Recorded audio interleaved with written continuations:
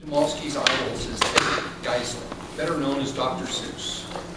Due to his influence in her young life, the first thing Stacy ever wrote, other than her name, was a poem when she was 8 years old. The poem was called The Crookedest Street in the World. It was about Lombard Street in San Francisco. And it used iambic pentameter rhythm style favored by Dr. Seuss. Presently, Stacy writes funny prose, but her love of poetry has never waned. Her speech today is Project 2, Interpreting Poetry. And this is from the Interpretive reading manual. Even though people generally think of poetry as rhyming words, most poetry does not rhyme, but rather alters the rhythm, cadence, and meter of the words in the poem. To illustrate this, Stacy will read 3 different poems by 3 different authors and emphasize different poetic elements.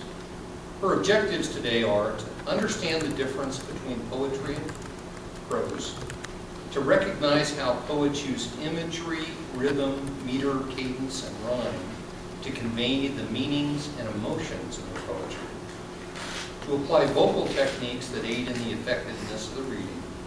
Her speech time is 6 to 8 minutes, so the green will come on at 6, yellow at 7, and red at 8.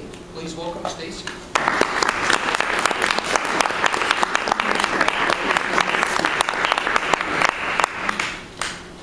I know y'all want me to read The Crookedest Street in the World, but this manual is about reading other people's work, not my own.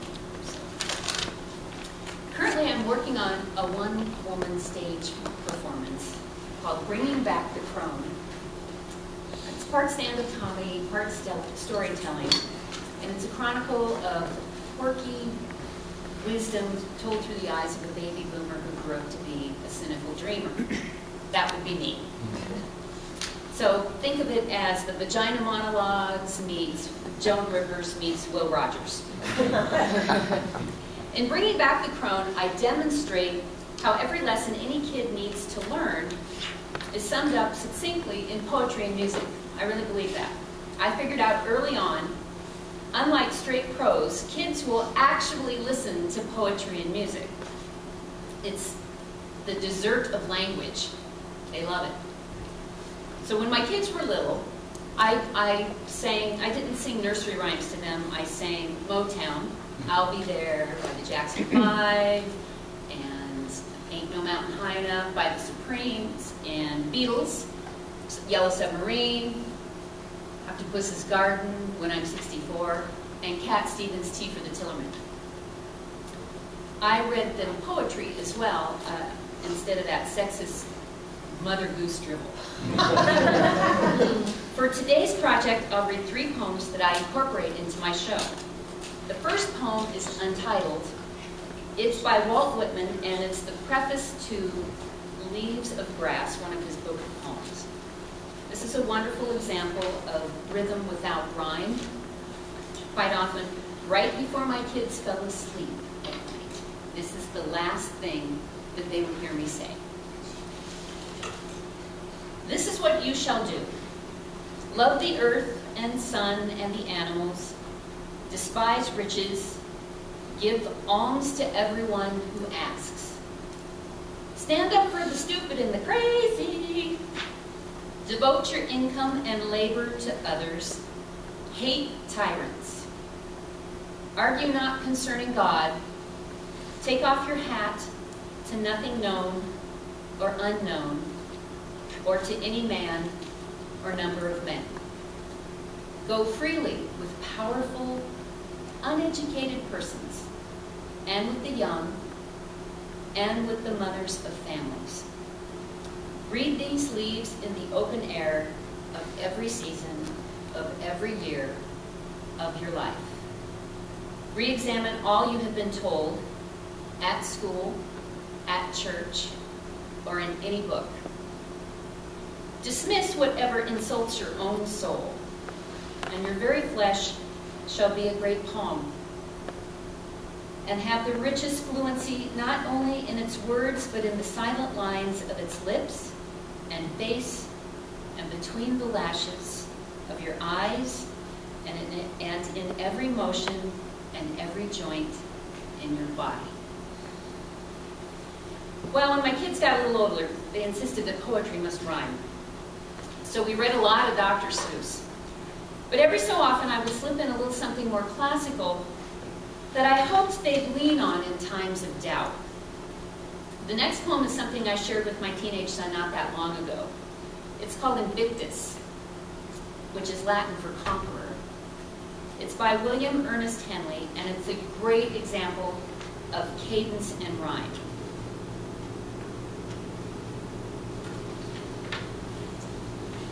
Out of the night that covers me, black as the pit from pole to pole, I thank whatever gods may be for my unconquerable soul.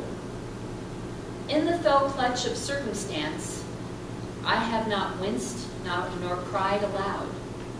Under the bludgeonings of chance, my head is bloody but unbowed. Beyond this place of wrath and tears looms but the honor of the shade, and yet the menace of the years finds and shall find me unafraid.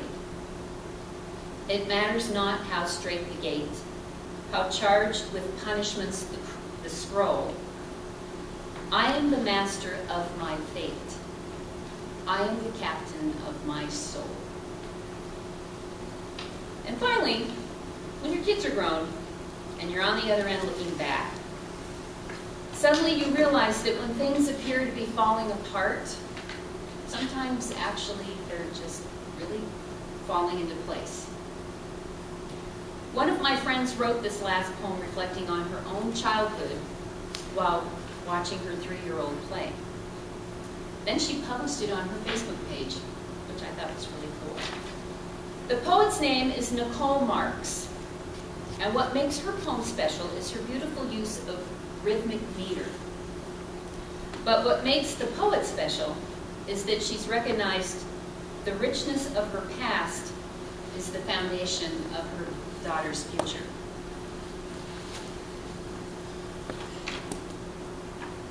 So here's Nicole's. I am longing for that long ago summer feeling, the Pennsylvania evening of lightning bugs and blackberry ice cream cones with chocolate sprinkles.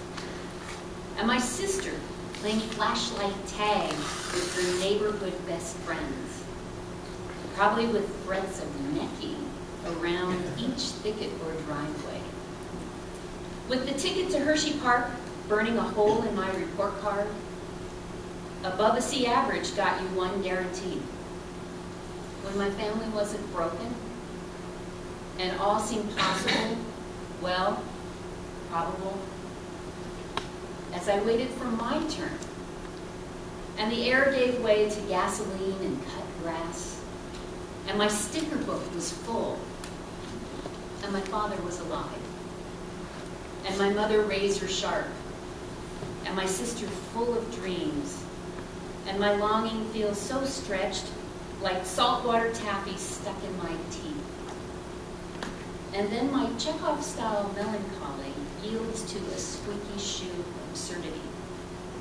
My home is here, and she's smelling the grass now, and I'm the mom in the picture, and waiting for her turn.